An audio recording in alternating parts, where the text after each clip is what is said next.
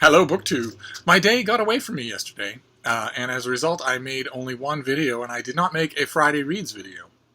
So I wanted to do a kind of a weekend reads video today, in which I share with you some of the books that I'll be working on this weekend, reading between now and, let's say, Monday at dawn.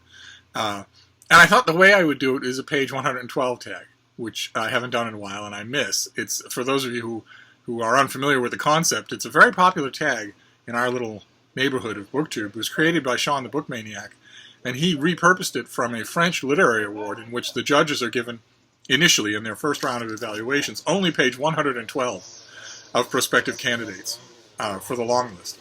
They aren't given the author, they aren't given the title, and they aren't given the rest of the book. They're just given page 112 under the kind of clever assumption that the beginning of any book will be sanded and polished and it will be handled by many people, seen by many eyes, and therefore is not the author au naturel. that if you want a sense of what it's going to be like to actually slog through a work with an author, you want to go past the beginning and dip in then. So I thought we would do that. I have 3 books here. They are all fiction, and they are all debut fiction.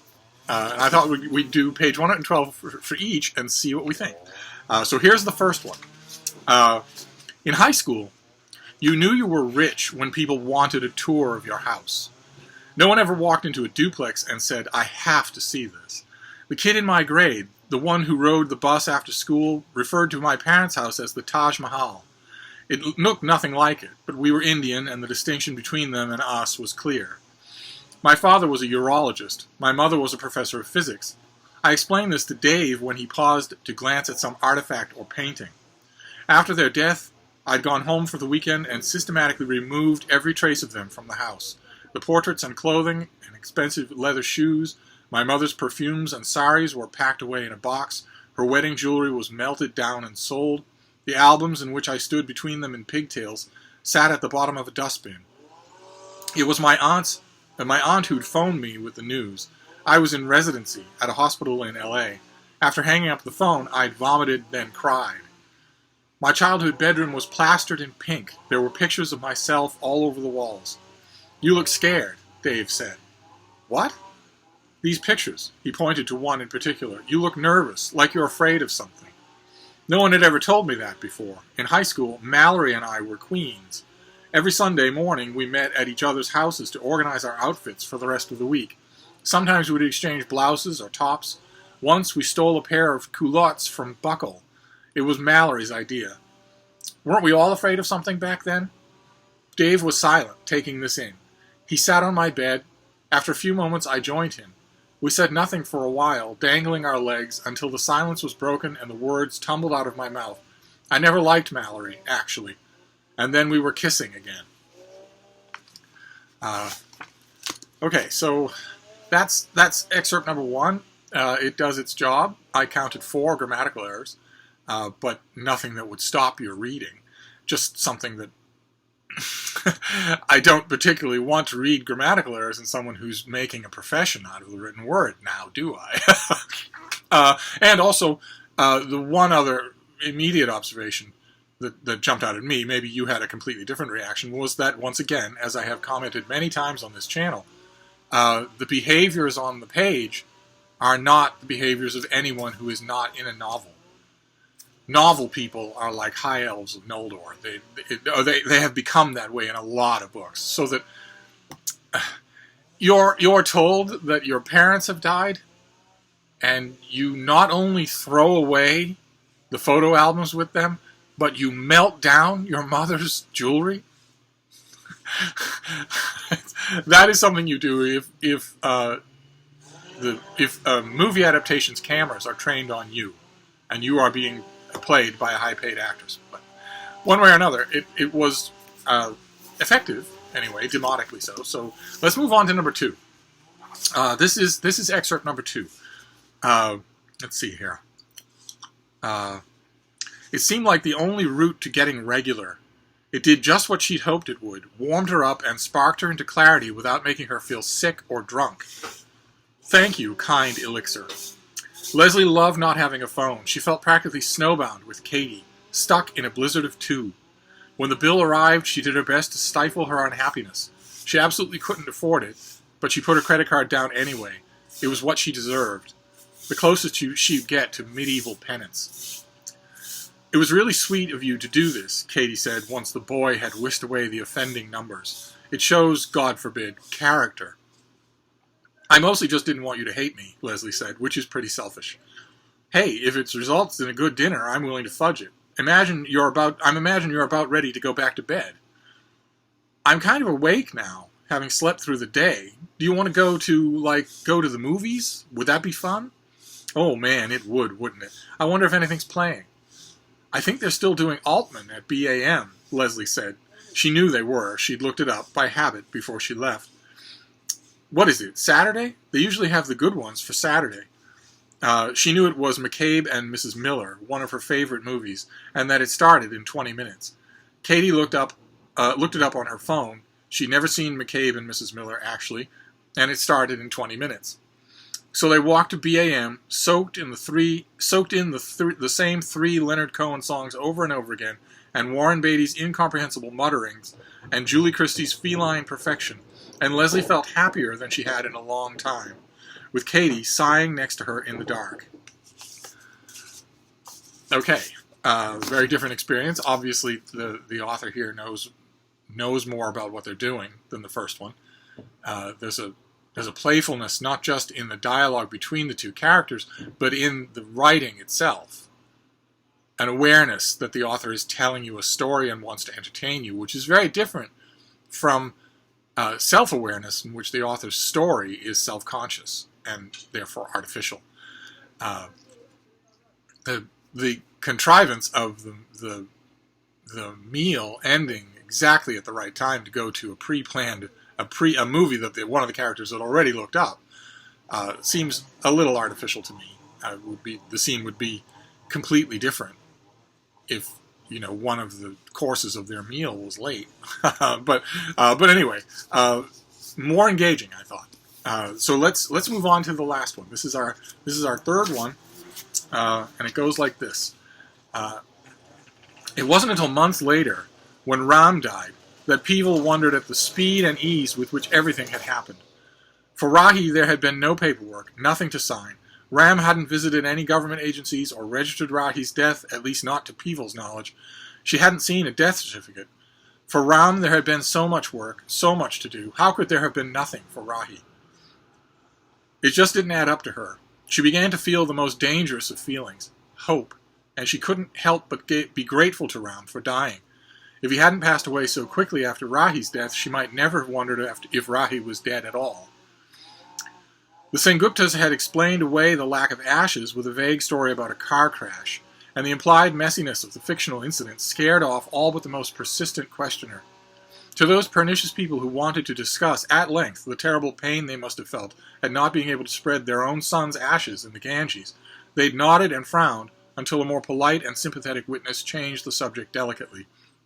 Peeble appreciated the concern, but the loss of her son so far outweighed the absence of his ashes that she couldn't understand why that wasn't obvious to everyone, why that wasn't all they could focus on, why that wasn't all they could focus on as well. When Ram had died, the process had begun all over, although many comforted her with the fact that this time all of the demands of the religion could be met. Peeble had carefully anointed his feet with sandalwood, tender and loving in her ministrations, the very picture of a Hindu widow, serene but profoundly sad. For once, in the matter of Ram's funeral, she had been approved by all. They did not know that the only way she had been able to stomach any part of the event was to pretend that Ram's body was Rahi's, that she was helping her beloved son move on to the next life and not her husband, who had caused her so much pain. Okay. All right, well. Okay. Okay, that was significantly better. We'll put this kindly, we'll put this diplomatically and euphemistically. That was significantly better than either of the first two page 112s. It was rich, it was textured, it was knowing, it did not pander, it was not trying to nudge you in the elbow with its own witticism. And it makes you want to read more, whereas the first excerpt, maybe you might want to read more, although a scene that that dwells for most of its length on profound dislocation and the trauma from the abrupt death of someone's two parents, and ends with kissing on a bed, feels like it's telling you everything's going to be okay and none of this is of consequence. And of course, by random luck of the draw. That's the problem with the page 112 tag. Keep in mind is that these books are much more than one page. But the second excerpt that we read is inconsequential. It's two people who are corvetting and manipulating around each other, and we're knowing their inner realities, but it's pretty obvious they don't know each other's inner realities. Whereas the third one it dispensed with all of that. It dispensed with all of the arch nudging and winking, and just told a powerful moment. A widow who's only able to get through the proper funeral rites of her husband by thinking about someone else because she hated her husband so much. That's effective, I thought. So I'm curious to know what you thought of those three. Where would you rank them? And now we'll go through and we'll see what we see. So the first one that we read, the one about melting down your mother's jewelry and throwing away the albums with your parents' pictures in them, but leaving your own pictures up all over the place. That is this: If You See Me, Don't Say Hi. This is the debut novel by Neil Patel, or a debut. It could be a collection of short stories. I think it might be connected short stories. In 11 sharp, surprising stories, Neil Patel gives voice to our most deeply held stereotypes and then slowly undermines them. His characters, almost all of whom are first-generation Indian Americans, subvert our expectations that they will sit quietly by. So this is the author's debut. There's Neil Patel. And then the second one is something we've seen on this channel before. This is early work by Andrew Martin. There is Andrew Martin. And this is for young writers of certain temperament. If they haven't had such notions beaten out of them by MFA programs and the internet, the delusion persists that great writing must be sought in what W.B. Yeats once called the foul rag and bone shop of the heart. That's where Peter has been looking for inspiration for his first novel. That is, when he isn't teaching at the local women's prison, walking his dog, getting high, or wondering where things stand with his college girlfriend, a medical student whose night shifts have become a standing rebuke to his lack of direction. And then the third one, I don't know if we saw this on this channel before. These are all three debuts. This is another one that, this is by Leah Franqui, I don't quite know how you pronounce that name, but this is America for Beginners. And there is Leah Franqui. No idea whether it's a hard Q or a soft Q, so I don't know. When the recently widowed Pival Sengupta, that's the character that we met, of Kolkata, books a trip with first-class India-USA destination vacation tour company. She's not planning a sightseeing extravaganza typical of upper-class Indian tourists. Her mission on this, her first trip overseas, is to find out the truth about her adored and estranged son, Rahi, who had been living in California. Rahi had only recently come out as gay, devastating news to his very traditional family, when Pival's husband received a phone call saying Rahi had died suddenly. Or had he? And that explains why, in the excerpt that we read, she's starting to feel that most dangerous of emotions. She's starting to feel hope.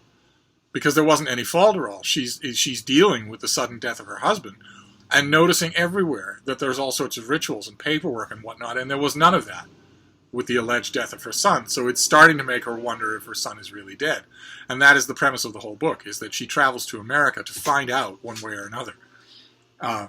So those were our three fiction page 112s, all debuts, and I'm curious to know, for me, number one, the number one choice would be number 3, America for Beginners, with number 2 going to Early Work by Andrew Martin, and I'm afraid that that Neil Patel's book would go third, just because in that one brief segment that we saw, it seemed the most flat-footed of the 3.